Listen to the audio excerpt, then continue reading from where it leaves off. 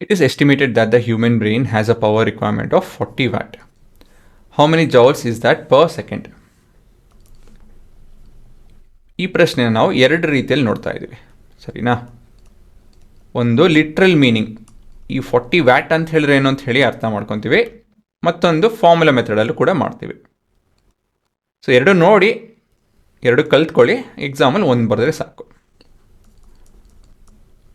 ಅಲ್ವಾ? So given ಅಂತ explain ಮಾಡ್ಬಿಡ್ತೀನಿ ನೋಡಿ. ಪವರು 40 ವ್ಯಾಟ್ ಕ್ಲೀನಾಗಿ ಕೊಟ್ಟಿದ್ದಾರೆ.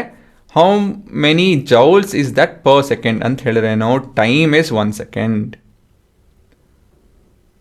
ಆಯಿತಾ? ಹಾಂ, ಉತ್ತರ ಹೇಗೆ ಬರೀಬೇಕಿದು? 40 watt means 40 joules of energy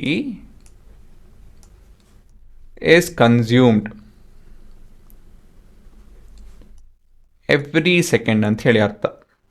ಪ್ರತಿಯೊಂದು ಸೆಕೆಂಡಲ್ಲೂ 40 ಜೌಲ್ ಅಷ್ಟು ಎನರ್ಜಿ ಕನ್ಸ್ಯೂಮ್ ಆಗ್ತಾಯಿದೆ ಅಂತ ಹೇಳಿ 40 ವ್ಯಾಟ್ ಹೇಳ್ತಾ ಇದೆ.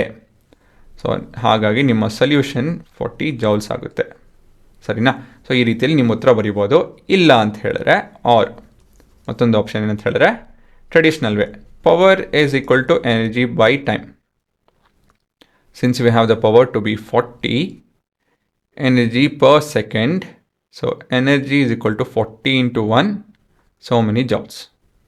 So ಕೊನೆಯದಾಗಿ human brain consumes or requires 40 joules of energy per second ಅಂತ ಹೇಳಿ ನೀವು ಉತ್ತರ ಬರೀಬೇಕಾಗುತ್ತೆ, ಸರಿನಾ? ಸೊ ಅಗೇನ್ ಮತ್ತು ಇದು ಕಲ್ತ್ಕೊಬೇಕು, ನೀವು ಇದು ಕಲ್ತ್ಕೊಬೇಕು, ಅರ್ಥ ಮಾಡ್ಕೊಬೇಕು,